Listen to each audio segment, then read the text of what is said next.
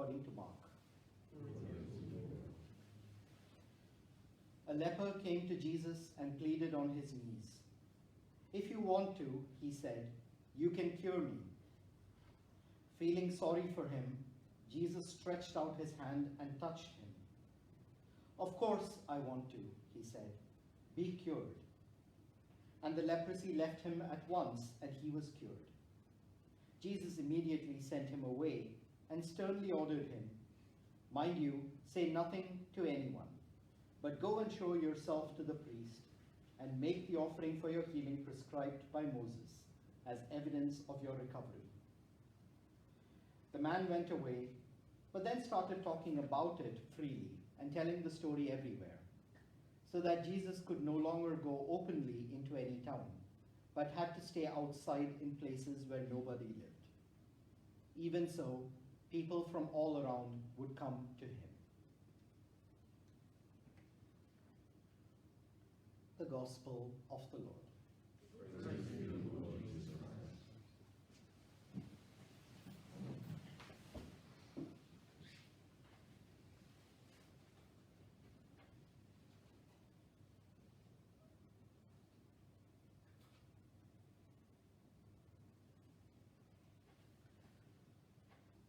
One of the most memorable images of the Holy Father comes from early in his pontificate. I think it might have been just 7 or 8 months after he was elected Pope. And after giving one of his general audiences, he was coming through the crowds in front of St. Peter's on his Pope-mobile. And then he spotted in the crowd a man who was very disfigured by disease. So he stops the Pope-mobile, walks to the man and embraces him. And both of them are so moved by this encounter that they burst into tears. I'm sure you've seen the photos of that, and it is the cover image for this week's newsletter. Pope Francis recognized the humanity of this person, which was hidden behind that disfigurement, and embraced him. It's the same thing that Jesus does in today's gospel. Feeling sorry for him, he reached out his hand and touched him. Father Henry Wansborough, a biblical scholar and translator of the New Jerusalem Bible and the Revised New Jerusalem Bible, points out that the Greek word splanknizomai is much stronger than just feeling sorry for him. Splankna means one's innards, one's internal organs. So in a sense, Jesus feels sorry for him in his insides, so to speak. Father Wansborough offers a better translation into English. He says, feeling gutted for him, Jesus reached out his hand and touched him. And in touching him, Jesus breaks down the barriers that separates the man from the rest of his community. Religious barriers, as we heard in that first reading from Leviticus, if you had any kind of skin disease, you were ritually unclean and separated from the community. Social barriers, that exclusion and isolation, which I think we have all had some experience of in this past year. And if you want to reflect more on that, I invite you to read Sister Una's reflection on that theme in this week's newsletter. But at a more basic level, at a more visceral level, Jesus overcomes a barrier that all of us have, and it's the instinct for self-preservation. It's an instinct that keeps us from approaching those who are deceased, those who are ill, those who are dying, but also those who are different. And we have good evolutionary reasons, probably, for why such an instinct would come to us.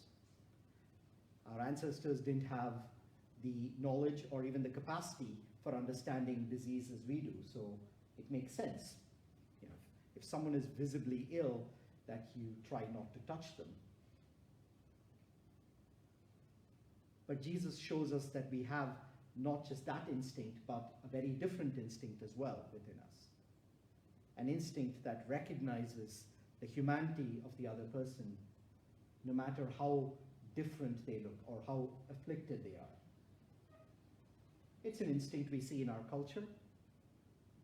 The Black Lives Matter movement is built on that instinct, recognizing that one's humanity is not diminished because of race. The pro-life movement is built on the same instinct. One's humanity does not depend on the stage of development that one is in. And so on and so forth. We can think of others. So how can we concretely nurture that instinct in our day-to-day lives? Well, here's a suggestion. When was the last time you spoke to a homeless person? It's probably particularly difficult now with all the COVID restrictions and so on. But something worth thinking about. Maybe the next time you're out shopping for essentials, if there's a homeless person there, you might just stop to say hello. It's generally not advised to offer them money, but perhaps if you're going to the supermarket, you could pick up an extra chocolate bar, something. Offer them a Kit Kat. Ask them their name, engage in conversation. Of course, I'm not suggesting you put yourself at risk, so do it in a public space where there's plenty of people around, and if the person is aggressive or drunk or seems to be on drugs, or if you're feeling unsafe, then walk away. So I'm not saying you should put yourself at risk, but there are ways to nurture that instinct. People in the medical profession, and I have great admiration for them, do this every single day. Feeling sorry for him, Jesus reached out his hand and touched him. The Gospel of Mark presents as its primary question, who is Jesus Christ? But then there's a follow-up question, who are we? Because Jesus does not just show us that he is the Son of God, but also shows us how to be more fully human. Glory be to the Father, and to the Son, and to the Holy Spirit, as it was in the beginning, is now, and ever shall be, world without